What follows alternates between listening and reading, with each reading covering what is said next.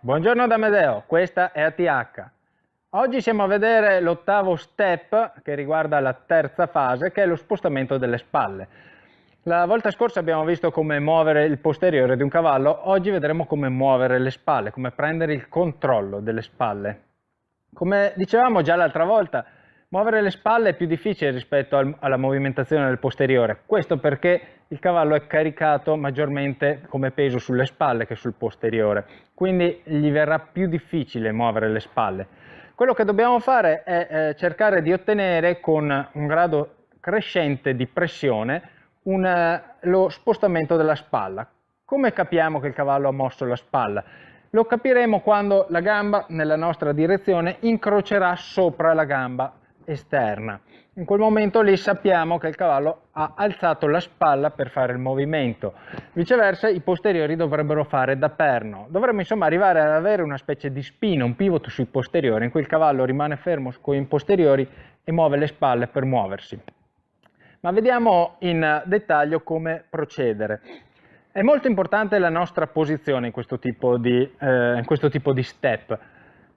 Come quando saremo in sella, le spalle sono quelle che danno la direzione al cavallo, quindi se noi chiederemo al nostro cavallo di muovere le sue spalle con le nostre spalle rivolte in avanti, il cavallo sarà portato ad andare in avanti. Questo perché la nostra energia è di fronte a noi, quindi il cavallo andrà di fronte a noi. Quello che dobbiamo fare noi è invece porci in modo che la nostra energia vada verso il lato e anche un po' verso il posteriore del cavallo. Quindi noi possiamo lavorare con le mani o con uno stick, dipende un po' anche dalla pressione che regge il cavallo. Se il cavallo è sensibile possiamo benissimo lavorare solo con le mani e con il nostro corpo, con la nostra energia. Dovremmo sempre metterci all'altezza delle spalle, ok? Guardare oltre il cavallo perché la nostra direzione sarà quella che dovrà prendere il cavallo, quindi dovremo concentrarci sulla direzione. Questa è già la prima fase di pressione, la seconda fase di pressione sarà voce.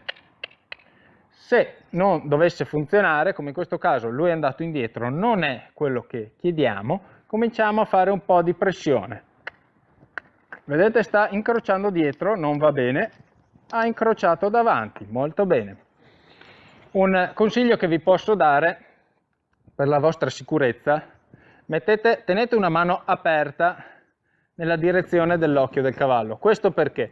Perché se il cavallo decidesse di venire contro la pressione, quindi venire contro di voi, avere la mano qui gli blocca la visuale, quindi sicuramente non verrà contro qualcosa che non vede e riuscirete a evitare che lui vi faccia male. Una volta che succede una cosa del genere, tornate indietro di una fase, ripassate bene la prima e la seconda fase e poi ritornate sull'esercizio. Deve ben capire che deve venire via dalla pressione, deve rispettare il nostro spazio, dopodiché possiamo riprendere a lavorare su questo tipo di esercizio. Quindi ripetiamo, spalle, direzione dove vogliamo andare.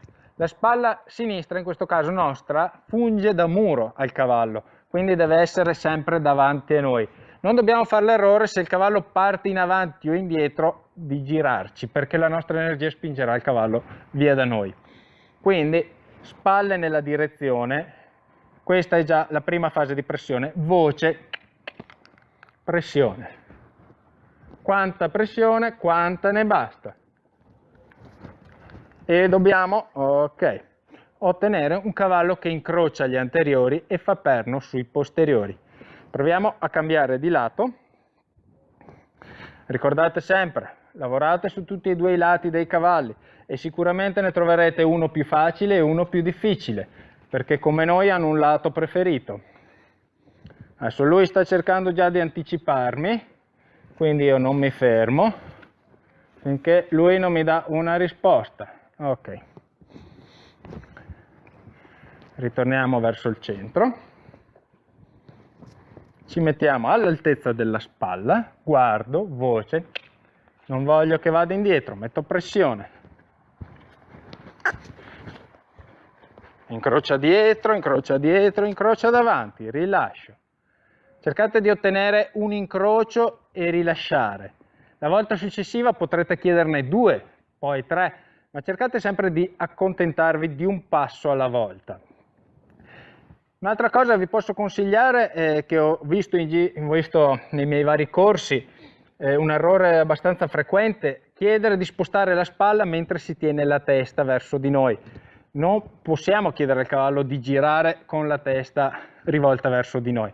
Diamogli fiducia, diamogli la possibilità di portare il naso all'esterno. Questo lo aiuterà a girare più facilmente.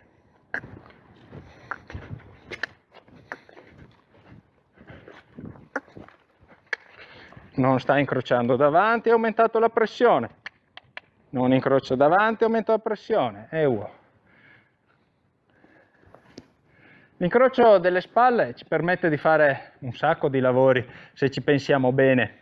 Anche qui possiamo arrivare ad avere la pressione solo della voce, quindi ci mettiamo in posizione